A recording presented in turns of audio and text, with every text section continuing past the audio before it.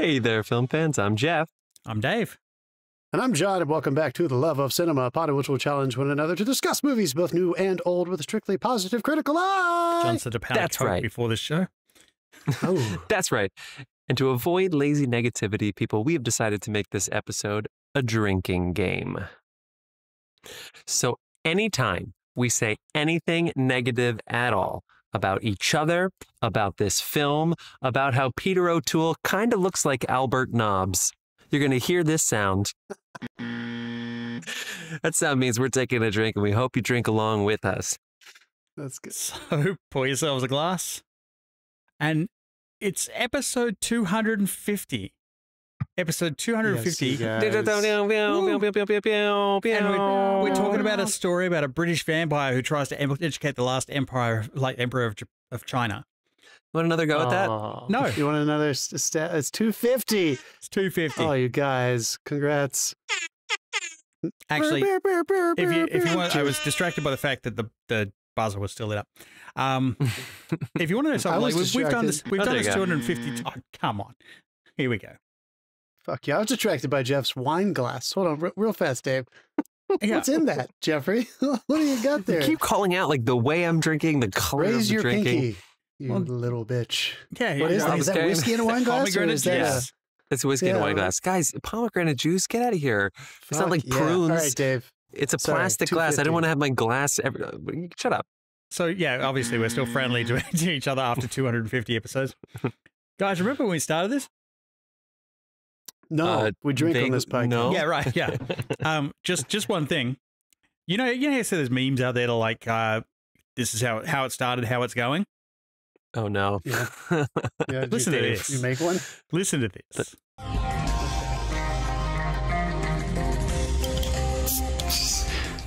Hey there, film fans. I'm Jeff. I'm Dave. And I'm John, and welcome to The Love of Cinema, a pod in which we'll challenge one another to discuss movies, both new and old, with a strictly positive critical eye. That's right, folks. No lazy negativity. No, oh, I just didn't like it. And definitely no, this movie's a piece of shit. Or else you will be called out and you will drink. So pour yourself a glass, join us, and give it up for the films we love and perhaps the films that need some love. Remember that? On this week's episode, Yeah. I was so nervous in that fucking episode. You can hear it. Like, I'm not even hiding my accent. oh, we did sound a little low I just spilled beer on your carpet. It was like, That's it was true. I have a feeling we were all together in the a one bunch of room. listeners think that we sound the exact same. I think we sound. Who wrote that beautiful intro? Who gave birth to that? That is special. It is special. What else you got, Dave? What else you got from our first one? Dave. That's all I've got from the first one. I didn't want to. Well, I was joking, of course. Let's just remind listeners, we literally started this fucking podcast 1 week before everybody else started their podcast because we started ours. Yeah, what the hell? The week before the pandemic affected New York so strongly, and at the end of March or end of February? End of March, February. March 22nd. End of March, that March everyone kind 22nd. of shut down. Somewhere in there. Oh, yeah. Because our first episode came out around Valentine's Day, which we didn't mean to, but Yeah. Apple takes forever for you to load your first podcast episode. And so we were like ready to go. We were telling everybody, and then it was a waiting game until Apple will actually publish our fucking We episode. also did 5 movies an episode. Movies. For the first way we decided to do it. Anyone who hasn't listened in a while, we used to do, what did we do? We would do 2 new movies. It was, yeah. And with each of those movies in the theater, we would pair them with a movie from the past. A comparative movie. Like a comparison. Yeah, it could have a same genre, same style, something like that, anything. And then also we had a was it segment really that bad?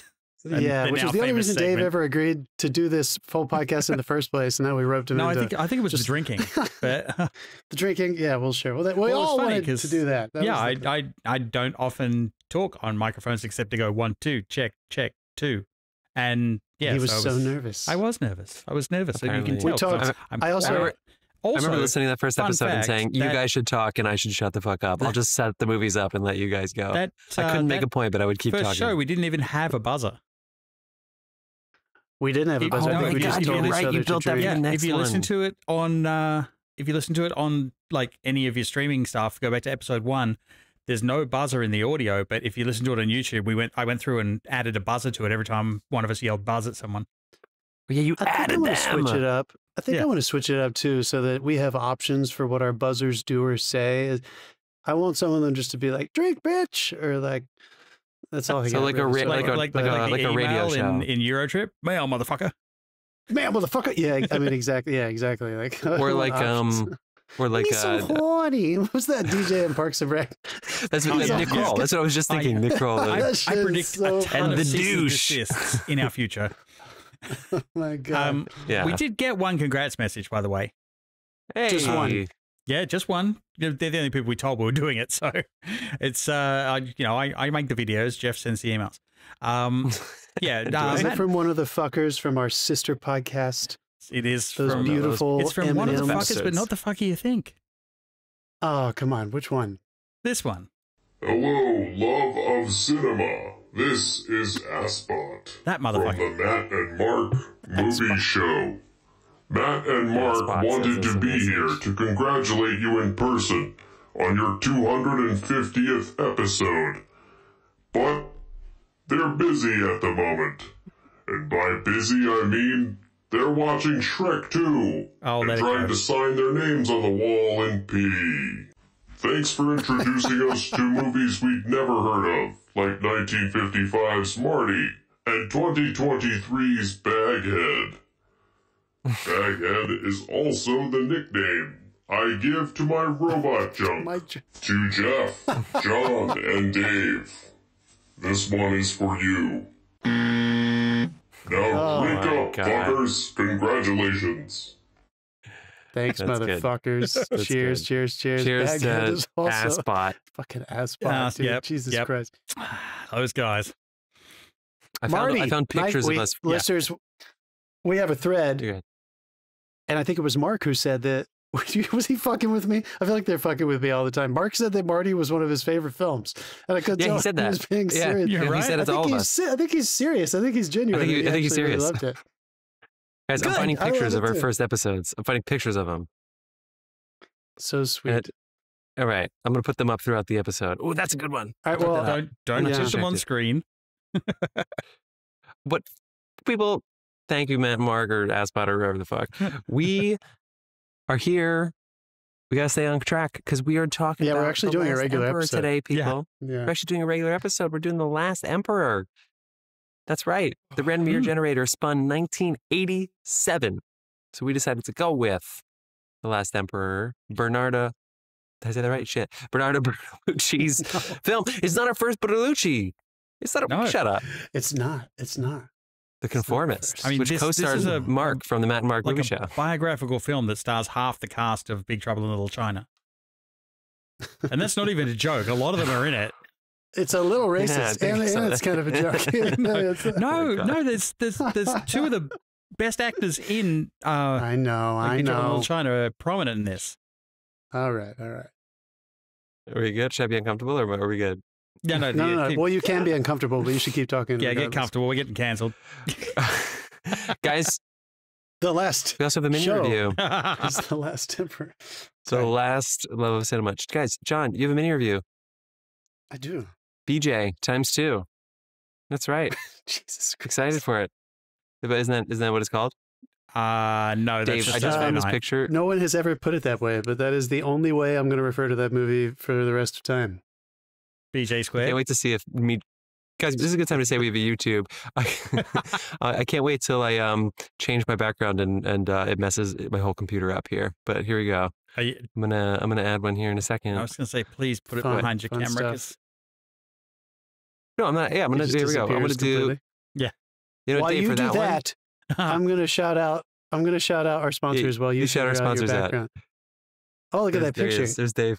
What does Look it how say? uncomfortable Dave Went looks. to in this Middle first- Earth. It's our first episode. Yeah. I still have the same YouTube. microphone. I'm still recording on that microphone. Can Me you say too, the I'm same, recording Jeff? on mine. I 3 cannot. later. I've had 10 All different. right, we have some microphones. sponsors. Jeff rolls Believe the it or dice and not, picks a different microphone every week. one of our sponsors' names is Carlos Barroso. You can find his handle in the show notes. Follow him at cbarroso.beer. He makes beer. That guy is a beer drinking, beer making man. There's John.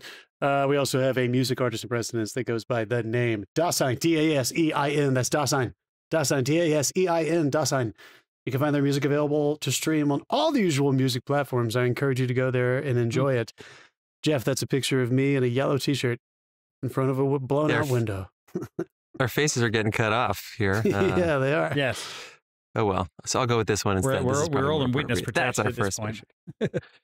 Yeah. That looks like a Shutterfly stock image. Remember when we recorded the first episode and you guys sat there while I edited it, and then we had to listen to it back? We edited it in front. Guys, that first recording was fucking endless. I landed from a plane and went right there and was just like, what am I doing? It's just hours and hours. It took us 2.5 hours to record the first episode, and then we edited it together. God, we were psychos. But Carlos did give us. You were so mad at yourself, Jeff. You were so mad at yourself at how much you talked the first time. I was really mad at myself. Yeah, I was. I still don't think you talk too much. I still, talk. Yeah. You're hilarious, dude. Talk. Did you ever see that the company documentary where Elaine Stritch is shouting at herself while she was recording Ladies Who Lunch? Yeah, while she was listening back to it. Yeah, yeah. I was going, shut up, stop. Do you guys want to hear my mini review? Yes. Let's go. BJ squared. All right, hit it. There's no timer for a mini review. No, there's no timer for a mini review. You're drunk. It's only 250. It probably should be, but no. All right, I'm coming out for Beetlejuice with 2 thumbs way up.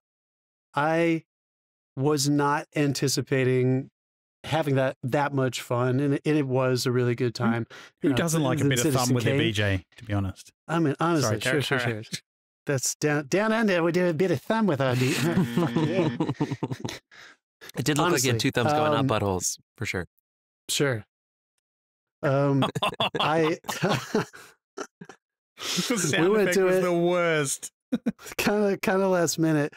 I wanted to see it. I liked the first one. I really liked Tim Burton, but I'm not going to say that I'm not like a worshiper of his. And I think a lot of people would agree that. I think a lot of people from our generations who kind of saw him come up. You just said that like Children of Eden, the Stephen Schwartz music. Sure. Generations. Do we need to mute our microphones like the debate every time there's a mini review? Honestly, I can't Christ almighty, guys. I can't believe I got that. So he's done Wednesday, which I think is, something different. So I don't talk about that. But like that whole string of movies that he did with Alice, Wonderland, Mad Hatter, what was the other? Big Eyes. No, not Big Eyes. The other one he did with John. There were 3 that were kind of in that. No, you guys, come on. Anyway, the point I'm trying to make is that I feel like he kind of stopped doing like original material for a while. And I know this is a sequel, but I'm telling you, you kind of get this feeling when you're watching it that he kind of was like, let's just have fun. And he went in there and kind of did his shameless Tim Burton thing. Didn't all need to make sense, but it worked. And my audience was just so happy and enjoyed it so much. So I can't say enough about it, honestly. Technically, in a very funny Tim Burton, like kind of half macabre, spooky, half comedic way, there's like 5 storylines going on. It's kind of ridiculous, like how many moving parts there are. And in the midst of it, there's just this illogical, silly stuff and dance numbers and dream sequences that are really entertaining. But honestly, like everyone was there. I saw it in a regular theater, not in one of the IMAX or special formats, Dolby's or Primes. It was a regular one, and it was packed to the gills. And everybody in my theater was dressed up. So we were definitely like primed to go in and have a good time. But I'm telling you, it like kind of surpassed my expectations. Great. Matt of the Matt and Mark Movie Show saw it twice. He texted us that. And I might go see it again as well. Like, it's that much fun. Wow. Yeah. I'm going to try and squeeze it in this weekend amongst my work schedule.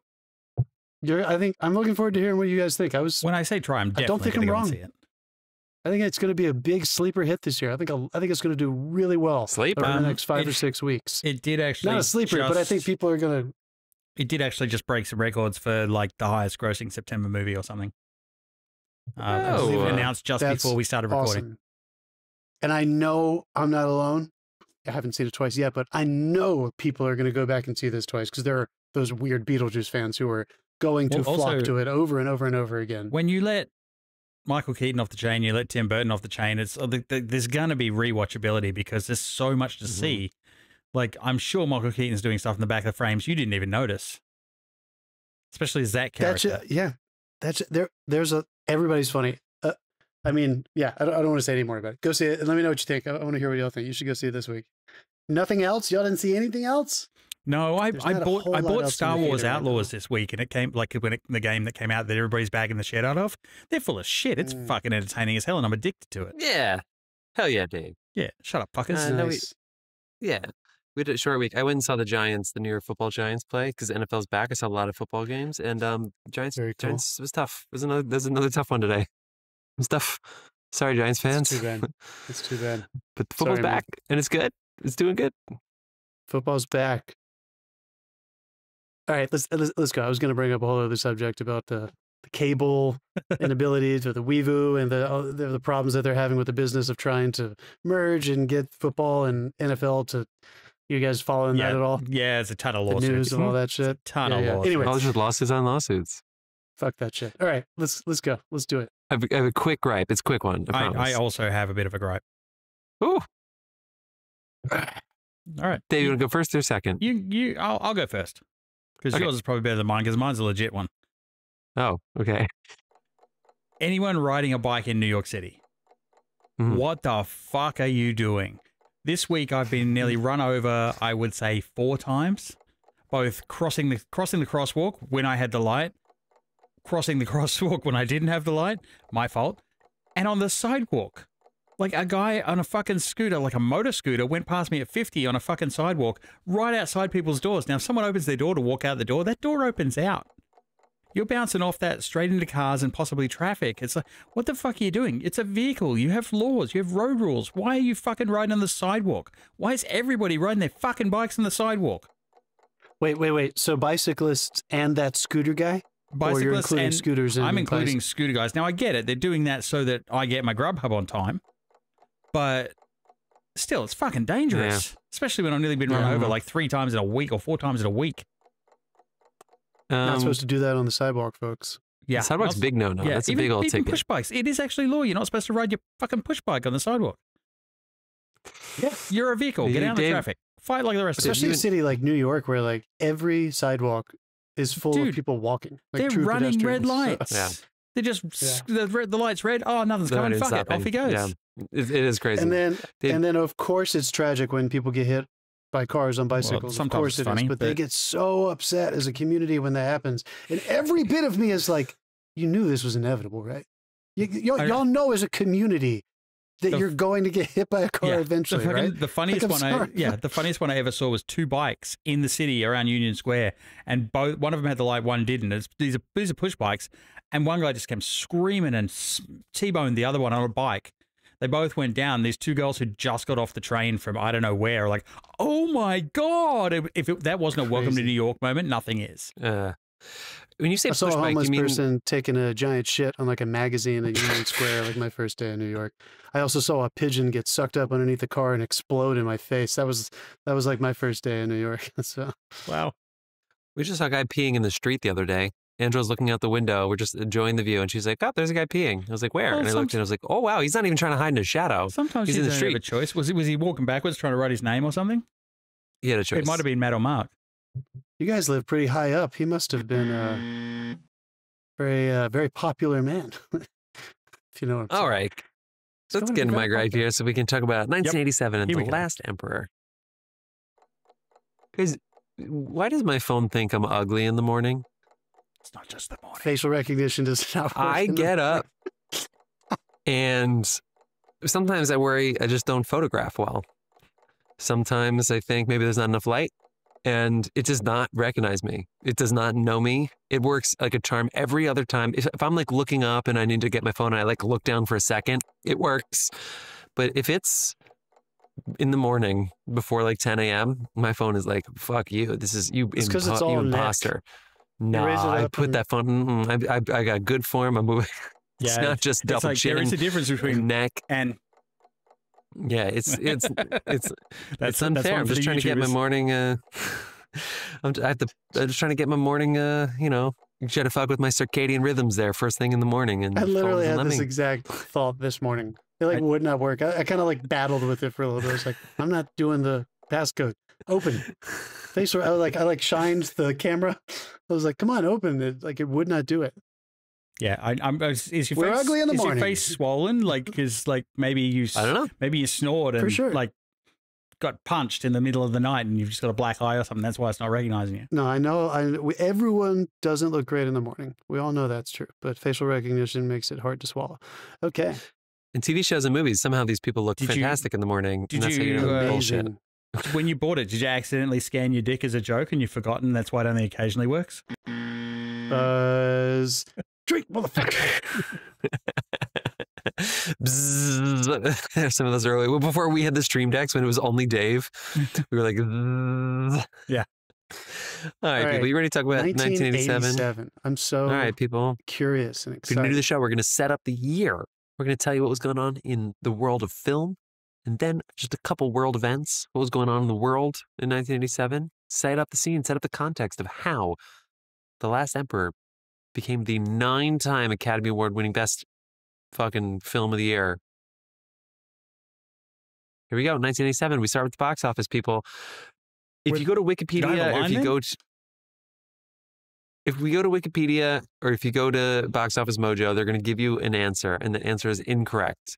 But I'll let you guys, if you get it, it'll count. So you have 2 potential answers. What was the highest grossing film that came out in the year 1987?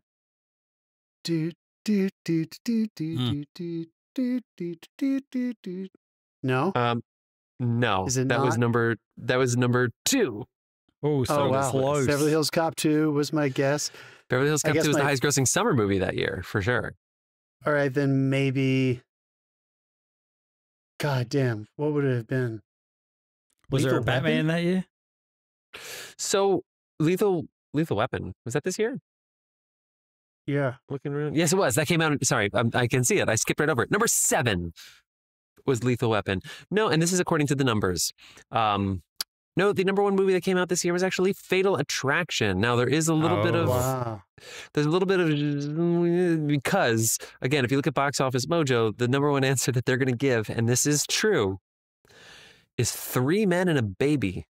Oh, the yeah. Leonard Nimoy directed film, in which you have to sit That there and thing. say, "Holy shit!" Leonard There- Nimoy directed that? Yeah. I wonder, was there, like, is Box Office Mojo taking global gross into account? Because that blew up internationally. 3 Men and a Baby. Weird. Yeah. No, yeah. 'Cause I remember seeing that 3 at Men and a least Baby. twice. Tom Selleck somehow is only like 29 years old in that movie, and he still looks to me like he was like 48. That's the one time he was 29 years old. Yeah. Perpetually 40 to 50.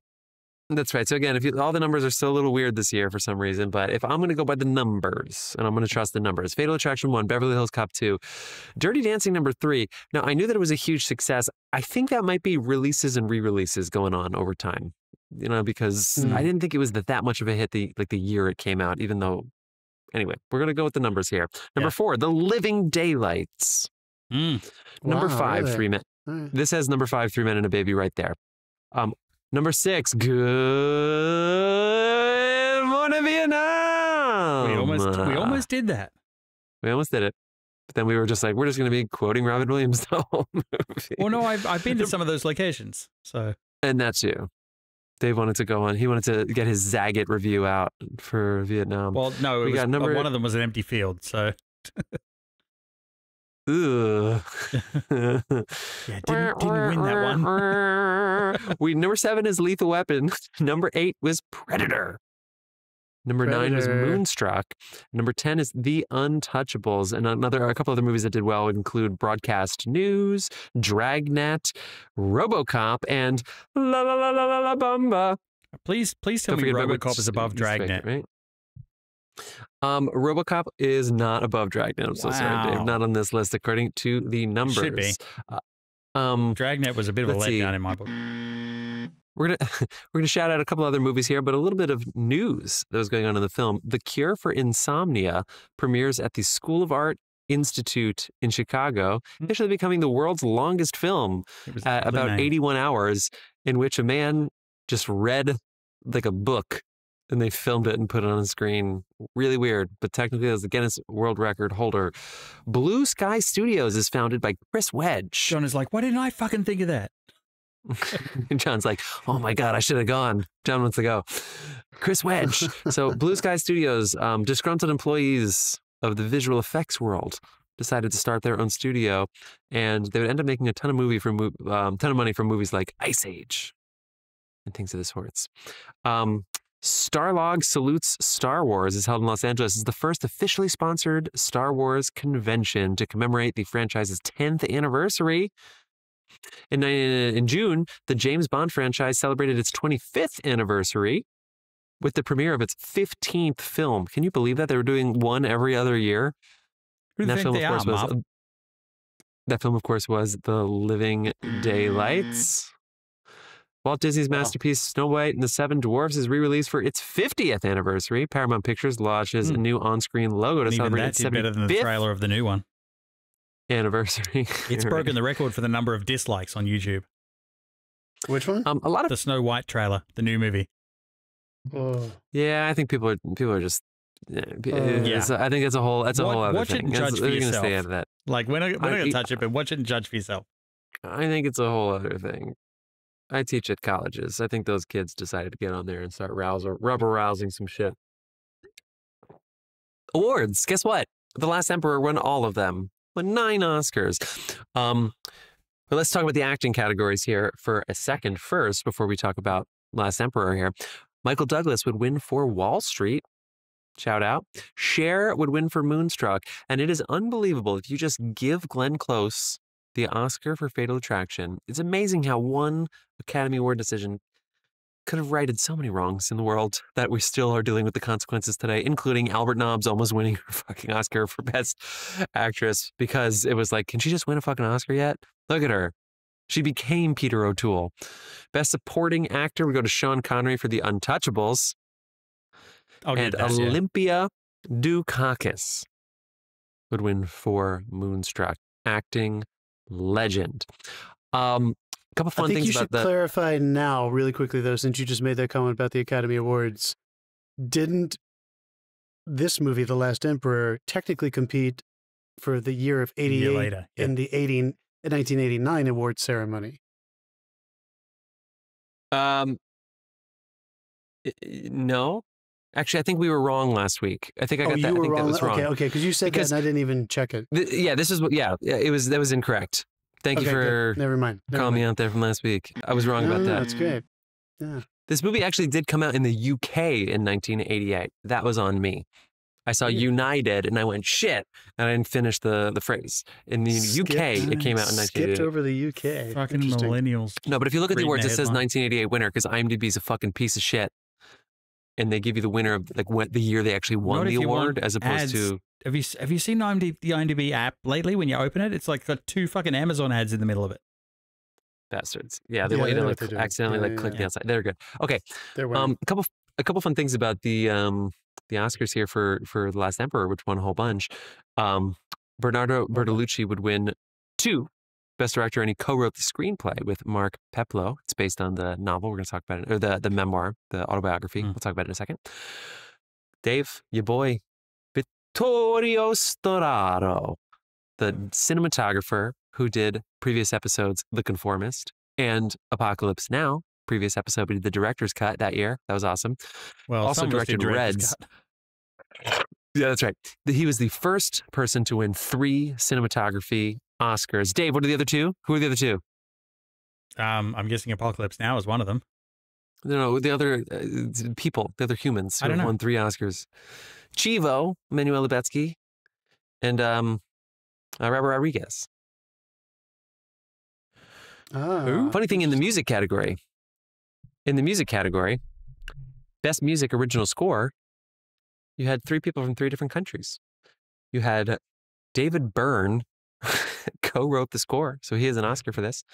You have Cong Tsou, who is Chinese, and we win an Oscar for this. And Ryuichi Sakamoto, who was the first ever Japanese winner of this award. The 3 of them collaborated on the score for The Last Emperor, and they won an Oscar for that. That makes sense. And they were assisted by, on his very first legitimate step into film composition, a young composer by the name of Hans Zimmer, who was I thought you were going to say Hans Zimmer. as their music associate. He kind of he was in the room with them. He mostly was kind of an assistant to Bertolucci and to Sakamoto, mostly. And I think he kind of just ran around and was assisting them the whole time. He talks about it on that great interview with Team Deacons, if anybody wants to listen to him chat. I remember that now that you're saying it. How many cups of coffee do you think he made that episode while filming this? That's what he said. He said I was grunt. I was, I got to do a little music and a lot of assisting and a lot of listening. That's not me being derogatory. Everybody has to do it. Composition. Because Rain Man was his first solo movie that would be the next year, right? I think he had already composed some indie films in Britain. Yeah. But this, he said, he kind of credited this as like, I was in the room with masters and I learned a lot. And I mean, can you imagine? Yeah, he definitely took some fucking notes. Like, but one thing that's interesting here is this year, 1987, for whatever reason, broke a lot of people into the Hollywood. So the list of names, the Hollywood. I don't know why this came out staggered, but there is a crazy list of people who came out: Alec Baldwin, Christian Bale, Patricia Arquette, Patricia Clarkson, George Clooney and Brad Pitt, Courtney Cox, Chris Cooper, Academy Award winner, Stephen Dorff, Edie Falco, like all these people, for whatever reason, this is the year of their first movie. So things were happening. I mean, the 80s went nuts. Like one year they just released like 150 fucking movies. It was insane. Any other movies you want to shout out before I do some world events? There's plenty of good ones that came out this year. I think I saw one, which was like The Prostitute something. Wait, I'm going to find it. You guys do your thing. Yeah. Absolutely. I'm going to begin with Ernest Goes to Camp. Because there is not enough love. Yeah. Oh, come on. Ernest goes to camp and whacks off in the movie room. Oh, come on. Dave. Who doesn't like We've all done it. Who doesn't like fucking Jim Varney in Situations? On a more serious note, I definitely wanted to call out, I still have never seen Empire of the Sun, Spielberg's. And I don't think you guys had either. We almost did that. We almost did it. Still have never seen that. I know that is like something we should see. RoboCop, you talked about The Lost Boys. We'll throw that one out there. That's a classic, Dave. I think like you and I bonded over Lost Boys. I didn't see that in cinemas. I was working in a video store way back I was still in high school. And it was like when it first hit like VHS in Australia, I said to the guy who owned the store, I'm like, you need to get like 4 of these. Because I had this feeling and I was like, it's going to be gone. Trust me. And he's like, oh, I don't know. And so he got 3 of them and it was just gone for months. He made so much money off rentals. Nice. The Australian Tarantino down there in the video store telling him to order more. I definitely want to call out, 16. not your countrymen, but might be confused with your countrymen because y'all have very similar accents. The mighty and powerful Peter Jackson's first feature they made independently with him and his mates in New Zealand. Bad Taste, 1987. Worth watching. Fucking crazy. Just to see the man who eventually would go on to make those creatures and stuff in it. Like there's some elements you're absolutely going to be able to be like, I know. He actually got a job to afford the film, and he was making those the prosthetics like, in that, like in his basement. Yeah, literally. I think once a month he was like spending what he made that month for like a weekend of shooting. One shot in that where he wants to shoot over a cliff, so he made his own jib. It's fantastic. Like, read his biography. It's amazing. Awesome. Fucking awesome. All hail the conquering hero. Raising Arizona. Love the Coen Brothers movie. Don't you come back here without a baby. Hellraiser. Dirty Dancing. You talked about Spaceballs, of course. Yeah. There's, as Dave said, I knew it. This is not assholes. This is a really strong 1980s representation. There's a lot of studio films or genre films that are still made by studios but are lower budget that still had a very wide appeal and were marketed to people outside of niche demographics. So they have like horror-ish movies and action-ish movies that still were like marketed and designed to reach as many people as possible because Coke and AT&T were in the fucking building and they were trying to make that money. And then you have movies like this that I don't know how The Last Emperor got made. Did you guys? Well, we're going to talk about it, but it got the support of the Chinese government, and they were allowed them to shoot there. Pretty unbelievable. Anyway, so it's a really representative year, I think, of a specific time in cinema that I don't think we've recreated since then. And I'm not saying I want to go back, but it definitely turned out lot of very popular films. All right, let's fucking rock and roll. All right. A couple world events here. We got the first Simpsons cartoon appeared on the Tracy Ullman Show this year in April. Oh my God. Wow. James Brooks. And they've gone so long that the woman who does the Mexican translation for Marge just died. Like, wow. Yeah. And they did post a memorial thing to her. The guy who does the Mexican translation of the Spanish translation of Homer posted a thing on his Instagram. Wow. Matt Groening is only 70 years old. That's kind of crazy to think about. So that means he pumped this out when he was in his late 20s, first episode of The Simpsons, 40 plus years ago. 40, yeah. Yeah, right? Wow. Yeah, anyway, 47 years ago. Keep going. No, not 40, less than 40 years ago. 87. 37 years ago. You're right. Yeah, you're right. I hope I would know the answer to that. 37 is still a hell of a fucking innings. Math. No child left behind. The popular television sitcom Full House debuts on ABC. Wow, fucking weird. I always forget it's that old. Baby M case, the first case in an American court ruling on the validity of surrogacy. Is this year? Matthias Rust, a West German citizen, flew a small Cessna plane into Moscow, landing in Red Square. Oh, God, I remember that. How about it? Yeah, that made big news for some reason. Yeah, I was also thinking, like, what is the news? I mean, it's obviously crazy, but is this really a top 10 event here? No, it was, trust me. The fact that he lived. A cross-channel ferry capsized outside the harbor of, I'm not saying that, in Belgium, killing 193 passengers and crew. That's a bummer. Guys, this is the year. Whatever it was an angry bay. Zeebrugge. Is that actually how you say it? I have no idea. You. Yeah. People of the Netherlands. You're such a piece of garbage. I salute you.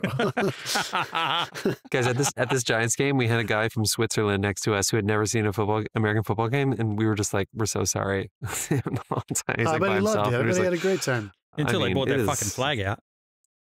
When you go to a fucking sports game abroad, you want to go see the fucking hooligans. I hope you guys were on your feet and screaming. Dude, when you go to an American game, though, it's different because they bring this fucking flag out and stop the game for a commercial break that's happening somewhere else. It's like, I don't give a fuck. Keep the game going.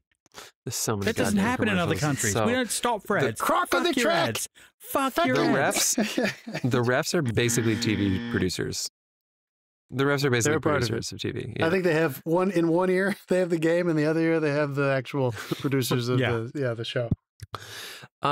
This is the year of the famous Ronald Reagan, Mr. Gorbachev, tear down this wall speech. Mm-hmm. The Great Southern British Storm of 1987 was this year, obviously. The Disney Corporation in France agreed to create an amusement park. It did well. Yeah. Not at first. It almost went bust. It got there. It got there. Yeah. Tracy Waite, the special envoy of the Archbishop of Canterbury in Lebanon, is kidnapped in Beirut. I never even heard about that. Yeah. The U.S. stock market crashes on Monday, October 19th, 1987, with a 508-point drop, or 22.6% of total value. 22.6. And then Square releases the first Final Fantasy video game. Oh, wow. For NES in Japan. Holy shit. Wow. Are you serious? Yeah. On what console? Nintendo? NES, yeah. I thought the very first one, I'm not even a gamer. I thought it started on Sega. I thought that was the first one that NES. For real, go to Google and type in Fallout screenshot, like the original game. It's like a top-down pixelated fucking graphics thing. It's like we've come so far in 20-something years, 40 years, whatever, 30-something years. Actually, I have one more, which is pretty good. The World News Naked Eye Supernova. The SN 1987A supernova became the first observable by the naked eye supernova to be seen from Earth since 1604. And those people in 1604 were probably going fucking nuts. A lot of the people got burned at the stake that year. Yeah, a lot of witches. Wow. Oh my God. No, When just the people light from you didn't the like. Fuck your neighbor. when the light from the exploding star began reaching Earth in February, it was 168,000 light years away. How about that? Yeah. So they're gone There you go. for quite some time. Guys, I think we should also start calling out. In 1987, the world's population was 4.378 billion people. So, Yeah. about All a right. billion and a half less than On where the we are now. bright Is that side, about right? I have noticed that like the newer generations have stopped drinking and stopped fucking. So maybe we'll And stabilize. vaping. Apparently, Yeah. they're vaping way less. They're too. vaping way Yeah. less. Okay, great. What are you Yeah. doing? Yeah. What are you doing? Is there too What much is- streaming? Is there too much streaming? What's going on? Honestly, we're giving. What is happening? the population Anyway, keeps going anyway. up, though. We keep living longer. All right, we're 40 minutes people. in. We haven't got to this movie. We should get to this movie.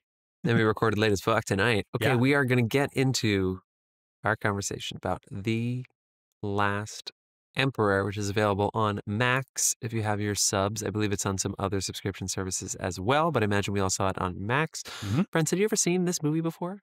No, Yes, I've seen it one time, just once, years ago. All right. I had never seen Here this we are. before.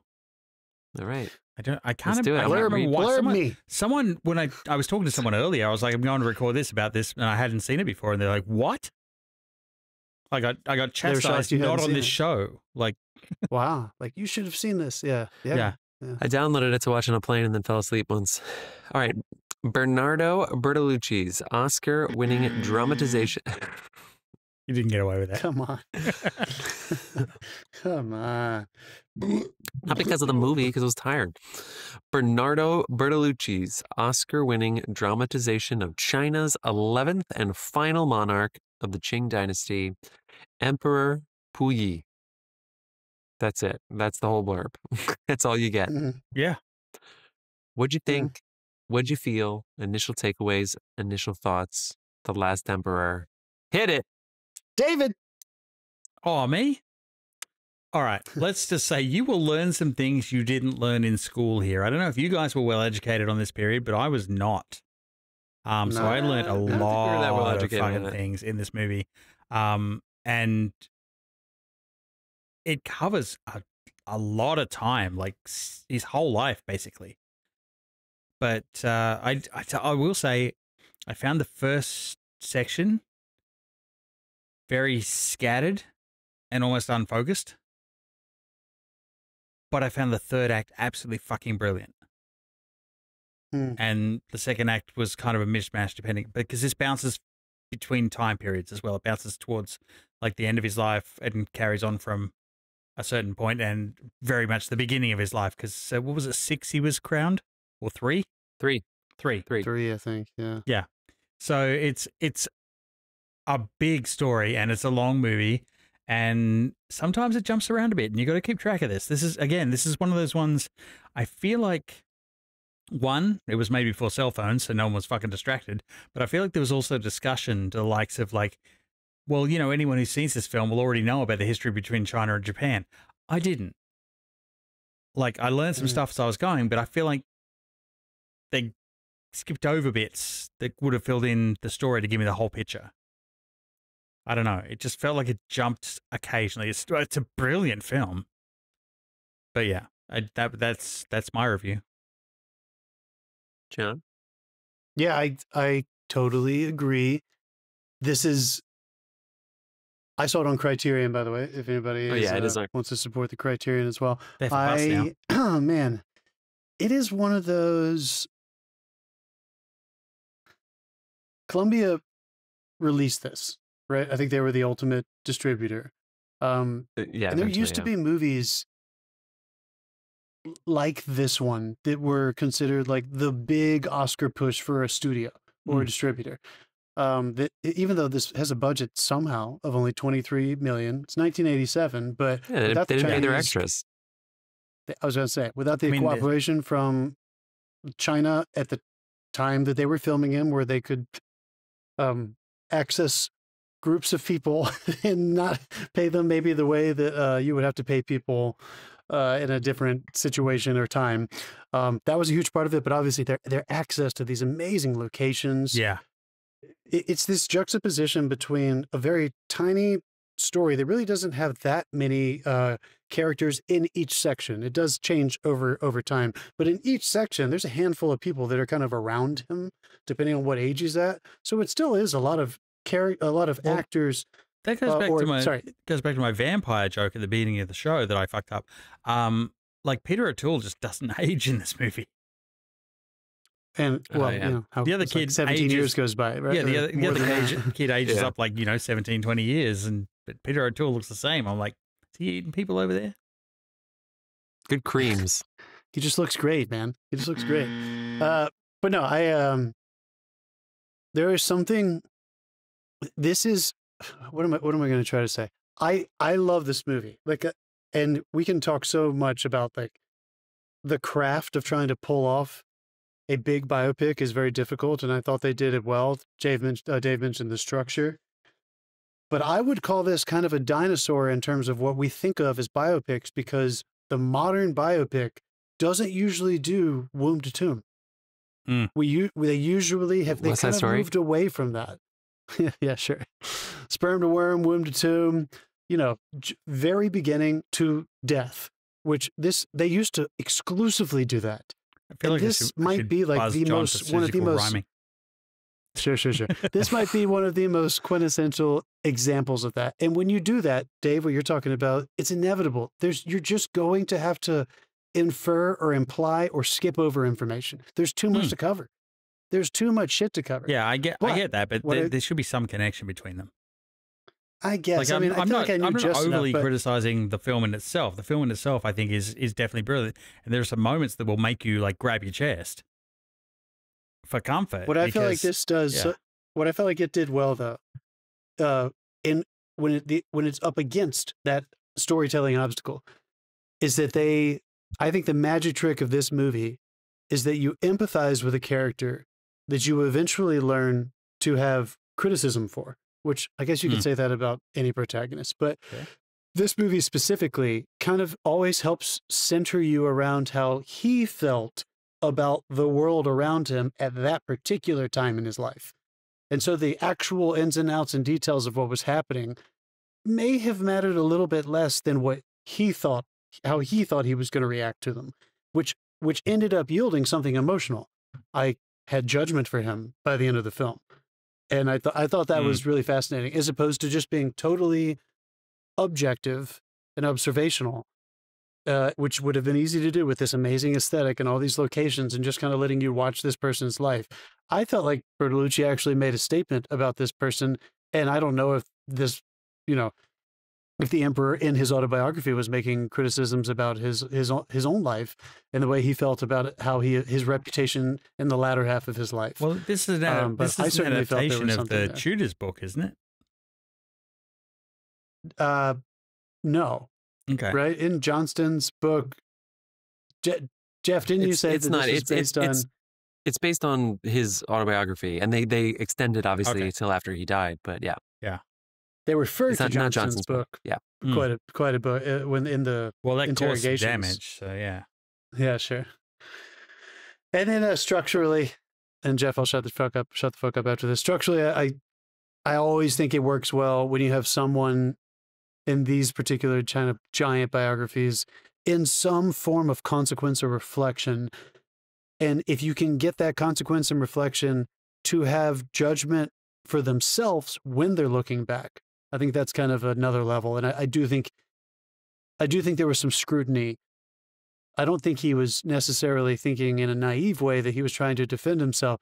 I think he was trying to determine if they were right to have judgment for him when he was reflecting on it in the interrogation, which I thought was a unique kind of way to put it. I didn't feel like his arms were crossed the whole time. I felt like he was just starting to kind of let the judgment in as he was telling his story, which I thought was interesting. Anyway. Yeah, I have to agree with both of you, of course. I think the thing that stuck with me most is the point of view and perspective. And with a movie like this, like, I don't know what the point is, is maybe, John, you're onto something with that. But it's like, what's the goal here? They got these locations, so obviously they had to be, I don't want to say kind, but obviously they wouldn't have been able to get that if they weren't being, if it wasn't some kind of a historical relevance, which it is. But you know, when there's sexuality and this, whether or not this emperor is fluid, there is harshness. You know, there is, I guess it's not like the royal family who was alive when this movie was made, because there wasn't any, would have said anything. So it was like the communists party that was probably in charge. Mao was probably dead by this point. It's like, yeah, fuck it. Like, you know, people still care about their culture and their history. They love that. So I think it's just one of those movies that stays with you, in that it's like, I can't believe that opening sequence happened while there were cars. I didn't, you know, not the opening sequence, when the boys three, like the coronation, if you will. Yeah. I can't believe, because then as soon as like you start to see it dissolve, you start to see it disintegrating, and I'm like, this looks a little shittier than 3 years ago. Now that he's 6.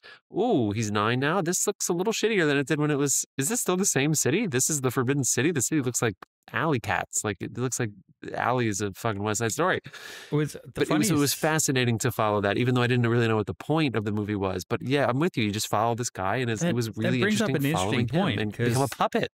They show you the Forbidden City, but it's not until about, I want to say, an hour or so in, you realize it's sealed off.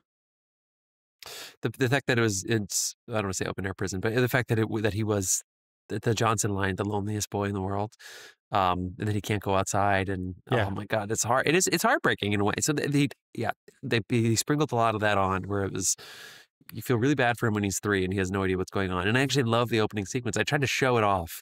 I'd be like, you got to see. I keep saying the opening sequence, obviously not the train where he's trying to kill himself in the bathroom. I mean, the opening sequence of his life, in theory, when like his life really began, when he was 3 and his mom gave him up to a midway. But then it was crazy that it was from his point of view. So you're seeing this extravagance, but it's not like the Olympics opening ceremony.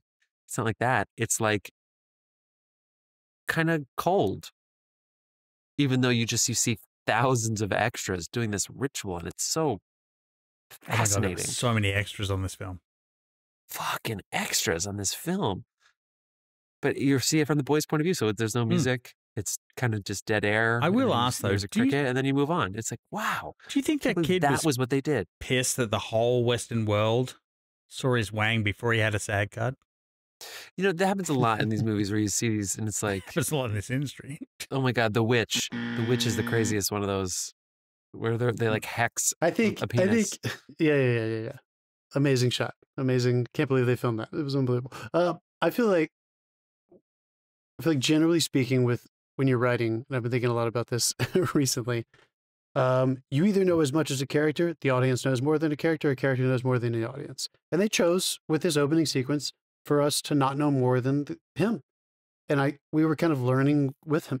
So it didn't bother me at all that we were kind of discovering what he was going through with him, as opposed to like, somebody would have written a treatment for this screenplay with a narrator, maybe Johnston, and they would have told us. As soon as he started talking, I was like, oh, here it comes, the narration. But it was short-lived. Yeah.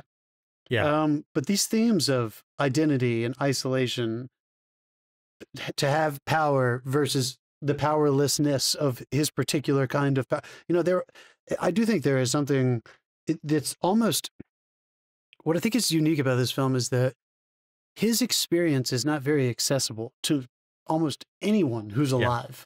The humanity that he experiences out of his isolation, his powerlessness, is so specific to his particular circumstance that you do kind of, and I think this actually works for him, because it leaves room for you to have that criticism and judgment eventually, or maybe the whole time, depending on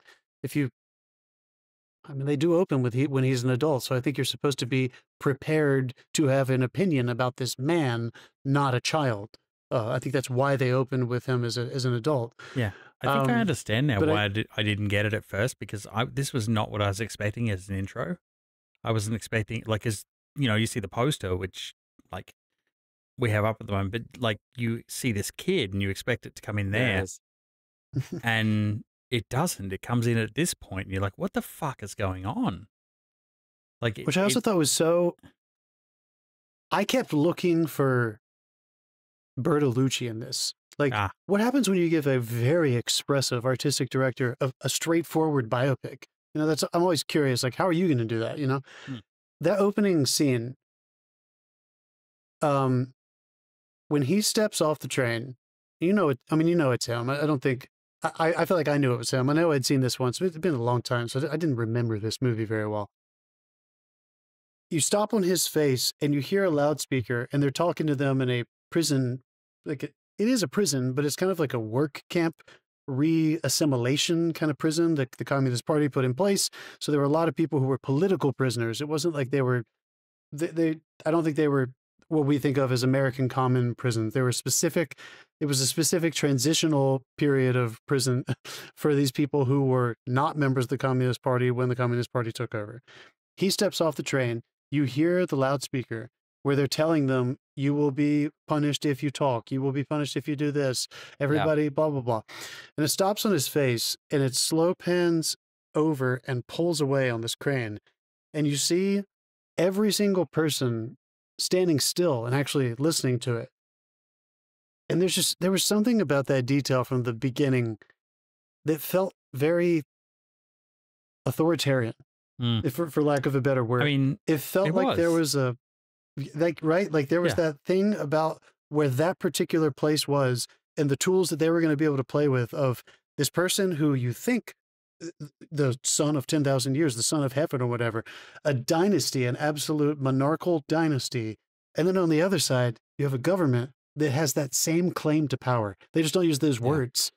But they have the absolute control and power over all the people. So I found that extremely interesting as an adult. I don't think I would have thought about that when I was a child.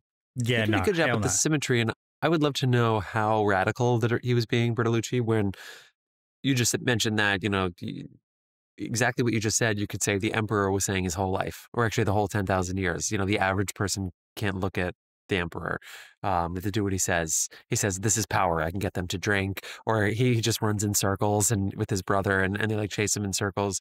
Like there's clearly a parallel between those two that the director's drawing without putting it out there so that he's not blatantly criticizing. I think that's the thing that's really interesting about this is that I don't think the director is pro-communist. I don't think when you see that haunting Mao Zedong parade, you know, and obviously like this is a good man. What was his crime? And it's just basically a bunch of children and fantastic dancers, by the way. Good dancing going on there with a lot of accordions. You know what's funny? But this movie ends in the time period that the Netflix series Three Body Problem starts in. Yeah, I thought about that. If you want to see how that ends up, watch the first episode of Three Body Problem because it starts there and they are not forgiving at all. But yeah, it's just weird. It's weird because but like you said, biopics are hard, right? And so you always got to find your thing. You know, The Aviator has its thing. The Pianist has its thing. Ray has its thing. And it's like, well, then what is the thing for you? Like, what?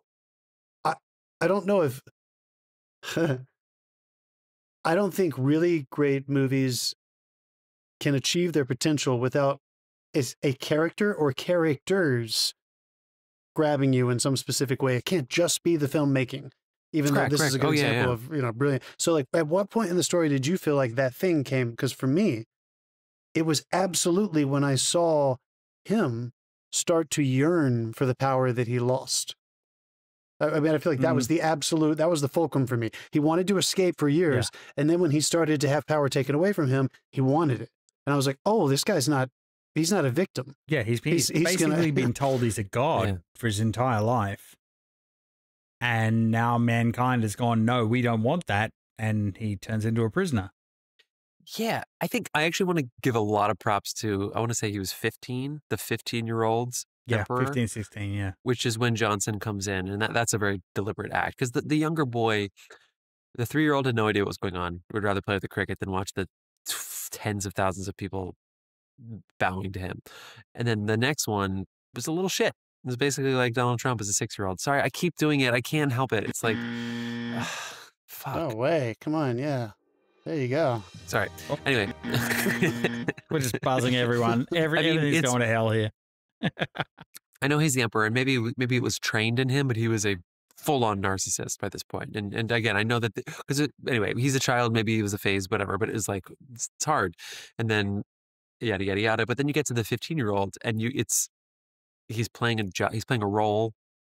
He's obviously not like he's worried about the sexuality of this, which I think they actually put a fine line on that, where it's like I don't think he doesn't want to date an older woman. I think he's afraid, because that's it. That's one situation where you can't just be the most powerful because you actually have to show up. Yeah. You actually have to be a lover. You have to be it's a partnership. So anyway, that's tricky. Finish your thought, but I want to talk about Joan Chen. Oh, sure. So anyway, I'm just saying that for me, John, you mentioned that. I think there was a good transitional period here where he was struggling with that. He wanted it. Obviously, he wanted to leave. He wanted to do it, and he saw the limits of his power, leading into what you're saying. That period, and of course, you have Johnson, and it's a little, it's a little Anna and the King. It's a little cheeky to have that just also happens to be where Peter O'Toole comes in, and so they have the Confucius conversation going on, but. That to me, that's the part that really got me. That's the part that really drew me because it's like there's no going forward and there's no going back. So he's stuck. And I'm watching this emperor. There's going to be a tomorrow, and he's stuck. And I loved being in that quagmire. I mean, the thing is, even when the external government took over, they still treated him like an emperor inside the city. Yeah, but they were using him, which was fantastic. It was wild. It was. But just for a second, let's divert to Joan Chen for a second because, oh my God, my experience of Joan Chen was Twin Peaks. I had not seen a performance like this before. And right from the beginning, she had like an empress quality about her. And then I think one of the reasons the third act of this movie is brilliant, like her return after they do the whole thing where they like, for lack of a better word, kill the baby, and she goes sent off to an asylum and she comes back. Her return is powerful for so many bad reasons, but still, what a fucking performance. Yeah. For me, that was one of those where, I mean, I completely agree with you. And I was going to bring this up eventually, but I felt like there were a few sequences in this movie that are extremely like symbiotic and there's very filmy kind of things that happen here. When they line up with character, they're always the best, and that might be the strongest example. When she comes back, that scene is set, and there's no fucking... maybe this actually happened, but I bet there's no fucking way she actually returned at that moment when he was departing. Yeah. But for them to play it at that moment when he is being evacuated by the Japanese or attempting to evacuated by the Japanese so that he can surrender to America and not Russia, so that he will be able to surrender peacefully to Americans and not taken to prison by the Communist Party that is backed by Russia. At that moment, his empress wife shows up, who he has killed the bastard child that was not his, sent her away because she was an opioid addict and he had fallen out of love with her. He didn't kill it. The Japanese killed it. Yeah, they euthanized the baby for sure. Yeah. So what I thought was so brilliant. Oh my God, this episode of our show is so fucking borderline. Come on. Yeah. She physicalized through behavior because she didn't have any dialogue. She was spitting on people. She was China in that moment. She was China to him. She came in and spat on all the Japanese people, and when they finally were eye to eye, she turned her back on him and closed the door on him. Just as like China was doing that to him. On the stairs. It was just so. Like, I just thought that was so symbiotic. But also that performance in that moment as well. I was like, fucking hell! Like it was so good. She was wonderful from the minute the kissing scene, the consummation night when it wasn't actually consummation. They stopped. She wanted to be a modern woman. Yeah, and give him a handshake at the end of there. But the vulnerability, especially when it's almost cheesy, but like we do it all the time, so it doesn't matter. They set her up, as you were mentioning, Jeff, so that she wasn't going to be the one we were rooting for. We were going to root for the younger wife, just from his perspective, because he chose her, and they chose Joan. See, I got weirded out because she was 17, she was 12. So I got weirded out. I'm like, don't mess with the 12-year-old. Not cool. Ah, come on. Sure. Yeah. But Like I'll tell you, nothing ruins your wedding night than a third hand popping in and starting unbuttoning things. How about 6 other hands? Yeah, they're right. They were really, those hands just popped in. Your Majesty, your secret is emerging again. God, that was Jeff. Well done, well played, sir. Dave, you tapped on it, so I'm sorry, I can't help but bring this theme up. Yeah, I think that there was another obvious theme here about religion and communism.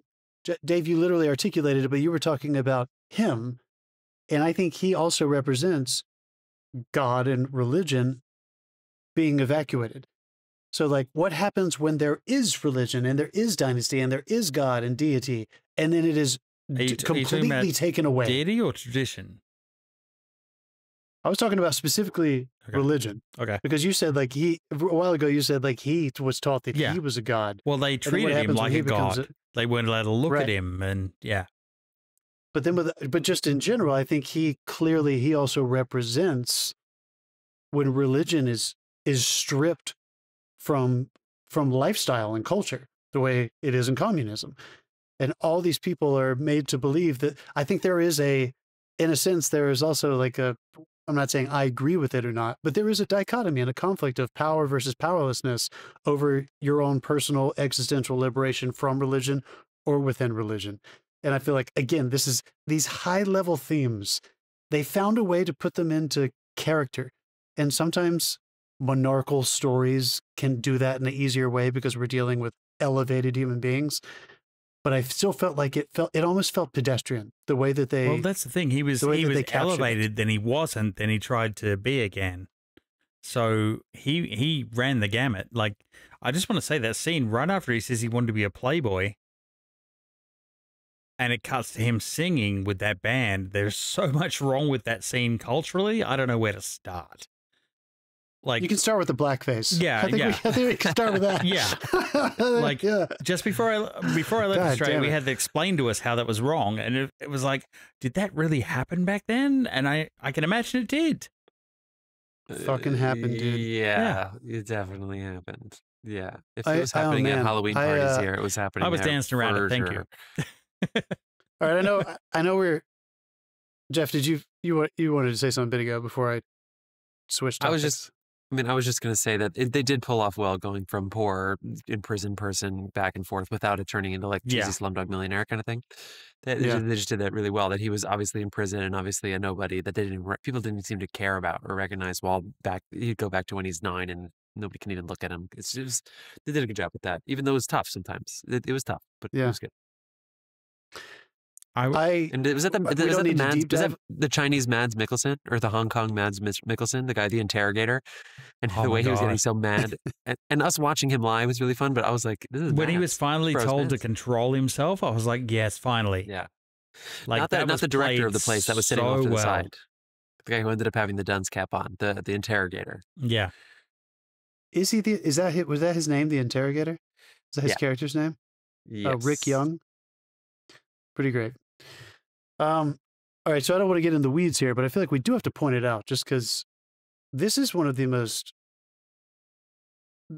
quintessential examples of formal filmmaking at its best. Like, you have, when I mean formal, I mean composition, light, color, staging, mostly in very controlled camera movements. All in on color. Yeah.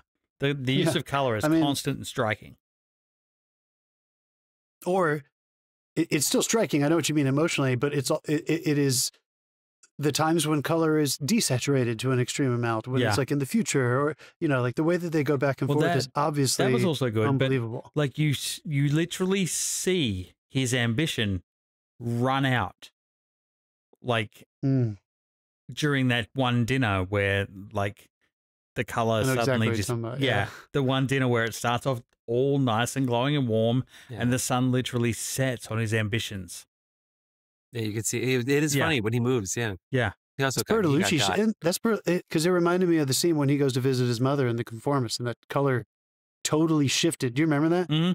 When he's in the car and he goes to the driveway, and by the time he's in the house, you're like, is this the same? Like the color completely shifted, and which is this incredibly difficult yeah. dyeing and timing process, folks. Like that is not easy to do back then.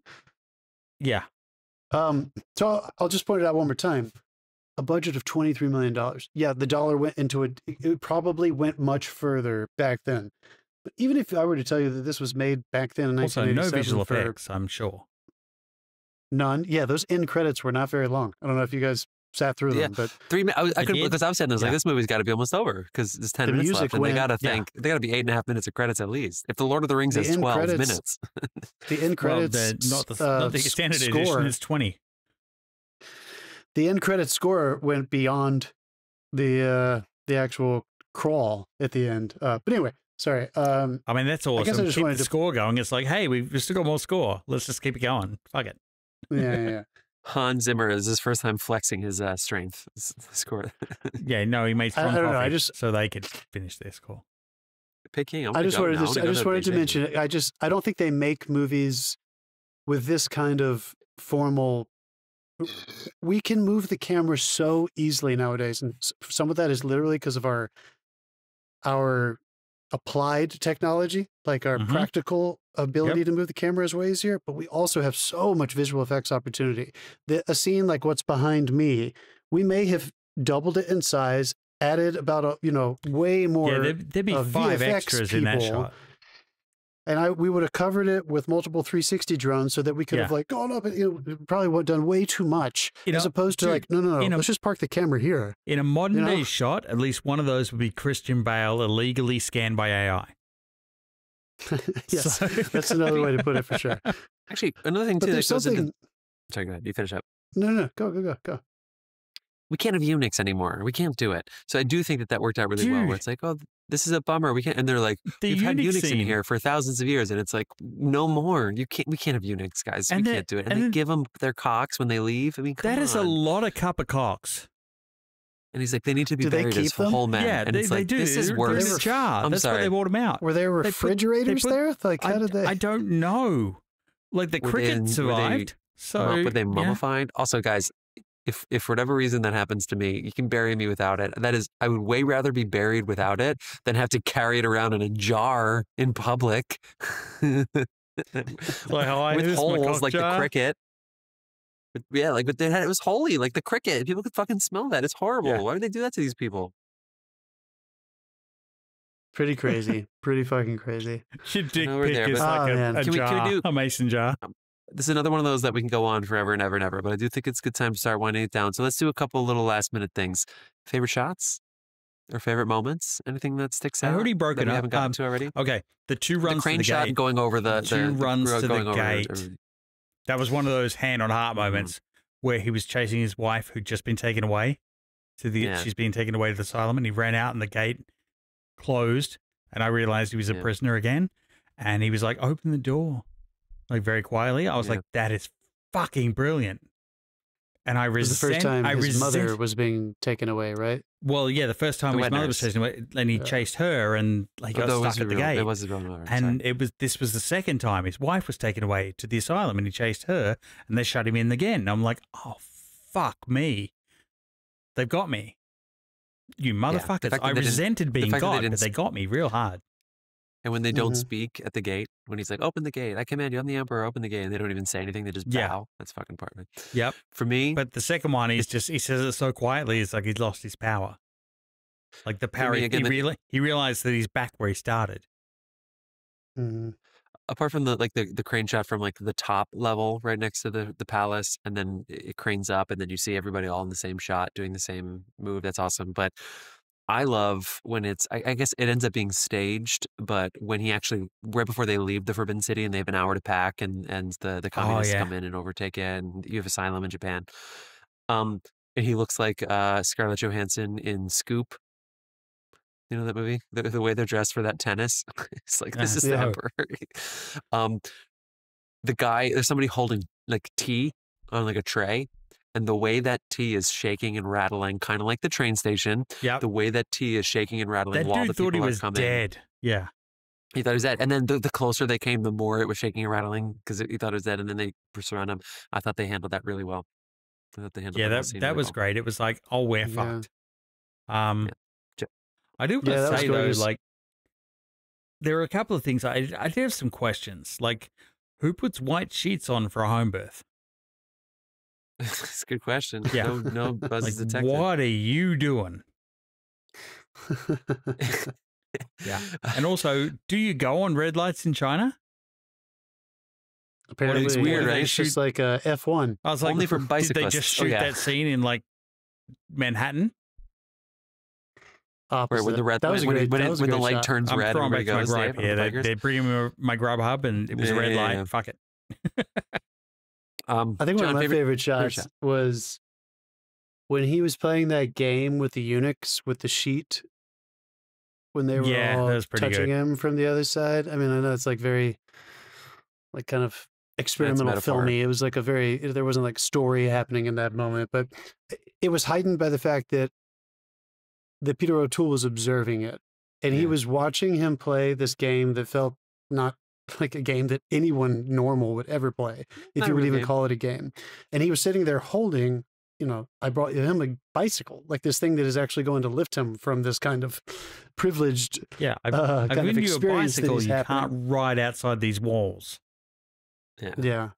So I thought that shot was really powerful. British. And I also thought it's just an establishing shot, but it was kind of an example of just how much formalism was used to try to introduce to him or to a character through him of one of these amazing experiences that he had every day that nobody else gave a shit about, or nobody else could ever have on their own. When he's playing with his brother the very first time in that first visit, and they go outside and it slow pans around to show you all of the wives looking at him. The three from the previous emperor on the boat, and it continues panning out, and it shows you the whole, it wasn't called a harem, but it just shows you like all of the emperors, like women in waiting to be the wives. And I was just like, it was just so pretty. Which is not, you don't want to just say that's a pretty shot, but there was something about the little boy showing him everything that was his. And then they started showing like these women, and he doesn't understand that yet. He doesn't know what that means yet. And it was presented in this like incredibly ridiculously staged way that was so unnatural. And I thought that the unnaturalness of it actually was much better than him like peeking over a railing and like looking at a bunch of scantily clad women if they had shot it that way or something. I thought there was something very artificial about it that raised the stakes on it from a character perspective. Yeah, Bertolucci's, I can't believe he was like, I refuse to glorify, even though we're making this majestic, no pun intended, It's a film. statement. It's a glaring example of how quickly a life can come undone due to a regime change. But also how times just fucking change. He had to abdicate. I didn't even know. All of a sudden, I was like, wait, he abdicated? He abdicated the throne? Oh, he was 6. I think they got him to sign something that said he abdicated, but he didn't know what it was. And also, come on, guys. They're all puppets. Yeah. I know they make decisions, but he was a puppet. And I know when he was a Manchurian, obviously he was a puppet, but he was a puppet when he was 6. Everybody's dead if he doesn't abdicate anyway. So what used his whole fucking life. But I don't. Did you guys feel when his second wife left? Was that a metaphor for her going to kill herself? Because she didn't bring her clothes, she didn't bring anything with her. She said she didn't need the umbrella. I had no idea about the actual history. I thought she was just going back to like escaping from what it was. Yeah. She was just I think it was like, I don't need going to like this a morphine protection. house or like, I think it was more I can leave. I'm sure she would have actually. Yeah. And of course, that was another time where we lost some history. I thought the formalism of the way that they staged that shot was like, I just don't know if we can get away with that anymore. Yeah. Of course we can, but it's hard. We can't know until we know what happened to her. She leaves. The camera goes down across through some stairways.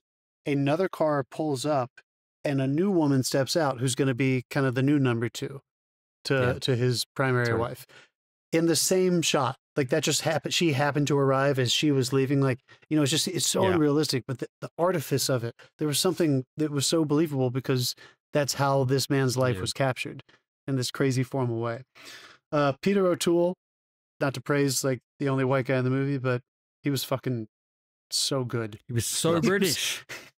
He was so good, so British. So he knew the assignment. the focus was intense. Yeah, I mean, Yeah. it was great. and everyone around him, all of the small roles were so unaffected. Yeah. It didn't feel like there was pageantry. I mean, I have a And I do want to point this here out. that literally says Victor Wong ! I love that guy. He's fantastic in everything he was in. Yeah. We lost him, but he's gone. Firmly on the ground. Yeah, he was fantastic. I do want to point out that the only thing, and it didn't really irk me, but something that happened because this is a movie released in 1987. This is how we used to do things before. Let's give props where props are due. I'm going to give props to Netflix for bringing this new revolution about. Nowadays, if this movie was made, we would have subtitles and it would be spoken in their native tongue. Yeah. And it took me a little bit to be like, oh yeah, this is fucking 1987 and we didn't used to do that. Everybody spoke in English and you just had to get on board with that. They would have an accent or whatever. Yeah. I wish this movie was in Except its native Hunter tongue and with October, subtitles. which did it in a really cool way. I paused it and I was looking through the subtitle list and was like, where is it? Why is it that Max only has the version in English? And then I was like, wait, it won a lot of Oscars. I'm sure it was in English. Fuck. Yeah. Yeah. Okay. So if this had been in I don't know what it would have been. Mandarin. I don't know what language it would have been. Mandarin. But it's just maybe, the time. This was a Hollywood film that somehow got a lot of privilege. Mandarin. Because I think Beijing was renamed because Peking the translation was closer in Mandarin to Beijing. Okay. Yeah. So that might be my only big picture bird's eye view of this film. It's almost a shame that something that had this much detail and dedication and craftsmanship from every angle is an English-speaking film. Yeah. It's a little bit weird, but it's just a sign of the times, and you got to move past it. Also, at least they didn't all have fucking British accents, which I guess is there's that. Right? Also, thank God for that cricket. Somehow lived for 60 years off of nothing but weird oxygen. Wow, right? That was that cricket's son. It swore revenge. It has a separate movie. People, that officially concludes our episode of our conversation about The Last Emperor. We're going to do a quick what you've been watching, and then we're going to tell you what we're watching next week. But we got to spin the wheel first. Oh, yeah, so, the wheel. Boys, way to wind it down, but it's time now to move on to what's next, Dave. Let's spin that wheel. Guesses. John? Gone. 1963. We're going back. I'm going to go future. 2008. 7? I don't know where we're at. We did 2007. that'd be fun. So 8? 8, 7, 8. 8. Here we go. 8. Oh. Oh, no, you fucked. Oh, 20. Oh, Wait, wow. what? 22? Oh, shit. Okay, we're at the top end. All right. Wait, this is crazy because we've seen a lot of movies from this year because we watched we watched a movie a week this year. What? Yeah, Okay. Please, not Baghead. We'll figure it out. It's 2023. All right. We're not going to sit here and Google these movies, people. We are going to do what you've been watching, and we'll tell you what movie we're doing next week from 2022 at the end of the episode. Dave, we like to start with you. What you've been watching this week? What have I been watching? That's very interesting. I watched, finally, The Dark Tower. The adaptation of the Stephen King novel. John's waiting to know which one. He's like, what is that? Have I actually seen this? John's like, I wouldn't have missed this. Where did that come out? And when did that come out? Yeah, it was it's fucking terrible if you're a Stephen King fan. Is it on Prime? Why can't I even imagine where this is? No, it's on AMC Plus. It hasn't been on streaming for years. It finally turned up on AMC Plus. I'm like, I need to see this. And it's okay. They basically turned the the Man in Black into it was Matthew McConaughey he understood the assignment, he did what he was supposed to do, but they kind of turned him into a fucking magical Elon Musk. And it just pissed me off. Weird. And there was teleport technology and portal technology and all this sort of shit. And it seemed like the only other intention of the director was to include as much Stephen King fucking fan service in the movie as he could. So that's a shame. Come on, the guy who did A Royal Affair. Come on. There's a reason nobody saw it at the movies. Come on, he did A Royal Affair and The Promised Land with Mads. Come on. If it hadn't had The Dark Tower, if I hadn't read The Dark Tower religiously, if it hadn't had that attached to it, this would have been a great movie. Niche, but great. But he adapted the Swedish fucking Dragon Tattoo, this director, Nicolaj Arcel. That's too bad. A Royal Affair, guys. We loved A Royal Affair. Yep. No. Sorry, Dave. And the other thing, and this has become news recently, the other day my wife was looking through Netflix. She's like, what do I want to watch? I want to watch something new. My wife. And she's like, she stopped on Prison Break. And I was like, yeah, have you seen that? She's like, no. I'm like, I have, but you want to fucking watch it. Trust me. We hit play. 8 episodes later, we stopped. I was going to say, you guys, it's that episode of Portlandia where they like start Battlestar Galactica and it skips 3 months in the future. Like, and also, funny story. I was reading this morning on Dark Horizons, which is a fantastic Australian website that does movie and TV news. They are top of the Nielsen ratings at the moment. Prison Break. It came out 20 fucking years ago, and it's top of the Nielsen ratings. Dave, you did that. No, we didn't. It was in August. It happened in August. Ratings. They got Prison Break on Netflix. And cable? No, Netflix gives their streaming data to Nielsen now. Nielsen gets it, and nobody else does. Apparently, yeah. Yeah, that's fucking. Oh, that's funny. Nice, dude. All right, Joan. All right, my turn. So, we started The Sympathizer, which I don't know why I put off for so long, but I was looking forward to watching that miniseries by Park Chan-wook with Robert Downey Jr. about the spy from Vietnam. Y'all didn't hear about that at all? That came out a few months ago? The Sympathizer? Really? No. It's on HBO. It's on Max. Cool. All right. Well, there you go. You guys should give it a look. I'll watch it tomorrow. Anyway, we watched the first episode. Park Chan-wook made Old Boy and... Oh, wait, no. Okay, this is ringing a bell. I see it. I remember this. Yeah, okay, I remember this. Okay. I still haven't seen Old Boy, and I really need to. Yeah, you should, man. It's fun. Yeah. It's worth watching, for sure. It's a fun movie. So that got me thinking just about Vietnam a lot, and I was like, I got to do it. I'm going back in. So I am like halfway in, which means I'm about like 9 hours in to Ken Burns' Vietnam series, which is just like... I watched this that. is a rewatch for me. Dude, just go there. There's 18 hours of it, so I think you sat down and just watched some of it with me, but it is fucking unbelievable. Yeah, it's so And good. now that we're out of Afghanistan, like, and looking back retrospectively, like, holy crap, the wars are just so similar. It's hard. Yeah. It's a harder watch this time than when I watched it when it came out, maybe 7 or 8 years ago. Whenever I've been to Vietnam, and the funniest thing is, after touring that stuff, it's like they were never going to win. Like they used the same the same infrastructure to repel the French, like fucking 20 years before or whatever. It's like they had the guy saying that in the documentary. Where were they going to go? We wanted to blow them up, but people were still going to live. And where were they supposed to go? Anyway, and it's terrifying. Hard to think about, hard to watch. Just as the Afghan war was tragedy incarnate. On a fun note, so we did go and we watched Beetlejuice, and we just had so much fun. It made me think about, and I think I mentioned this to you guys last year. Jeff, do you still listen to the Hollywood Reporter podcast every now and then? Yeah, all the time, yeah. So Tim Burton's interview from last year just like made me feel good. It was a live at a film festival somewhere in Burbank, and it was a live interview with him. And it just kind of, he walks him through his career like they always do on that show. And I was just kind of reminded of how big of an influence that guy had on American movies when I was coming of age, but American movies in general and, modern cinema. And I just hadn't really watched any of his older movies in a long time. So after Beetlejuice, we came on the other night and I watched, which I saw several times as a child on the Disney Channel, his Frankenweenie short film, which is 30 minutes long, starring Daniel Stern, Shelley Duvall, and the Kid from Neverending Story, scored by David Newman, very legit. Wonderful little Frankenstein spoof short film. Awesome. And then last night we watched, it was Elizabeth's first time seeing the original Beetlejuice because I think she thought she had seen it. And then when we were at the movie, she was like, I don't think I saw it all. That was a wonderful rewatch. And then right after that, I pressed play on Sleepy Hollow, which I had not seen probably since it came out in the theaters.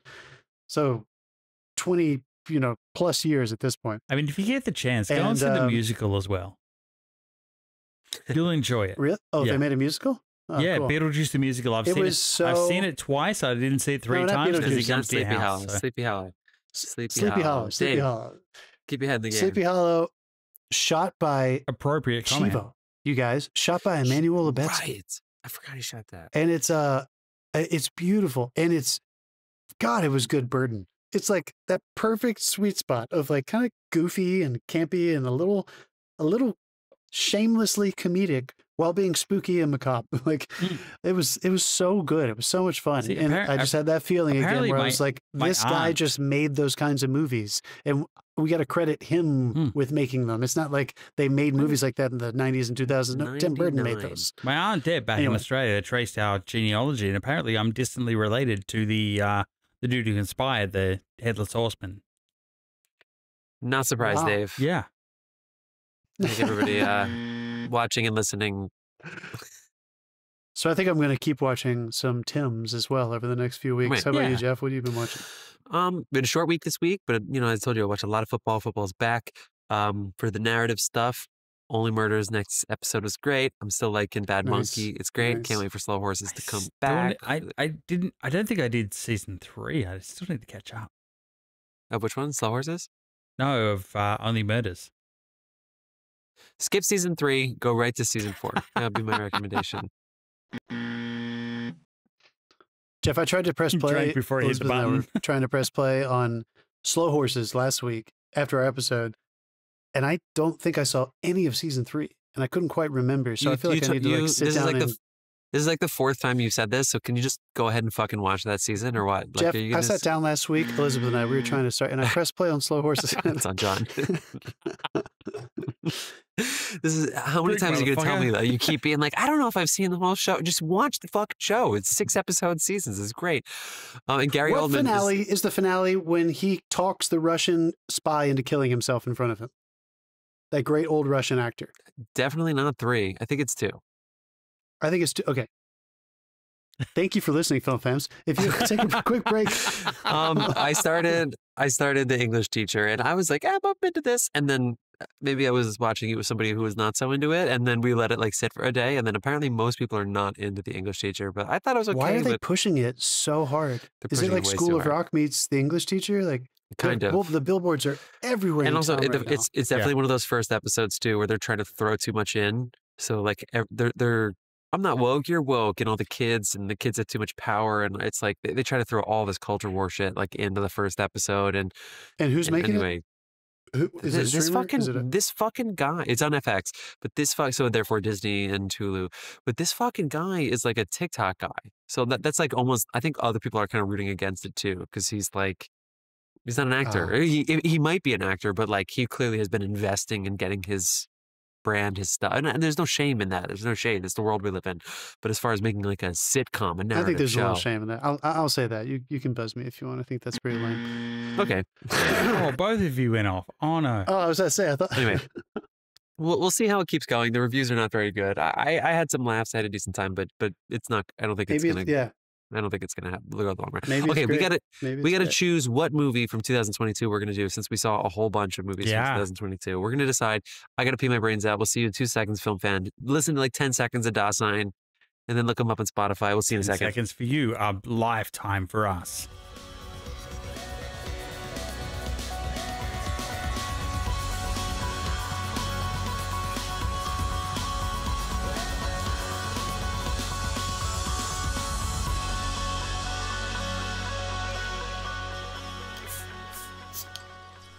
And we're back. And apparently we're back. People, we have decided what 2022 movie to do. And by the way, if you love your 2022 movies, go back and just listen to our podcast. We covered so many of these movies. Like we literally did a new movie a week at this time. So we have like 50 of these movies already in the vault.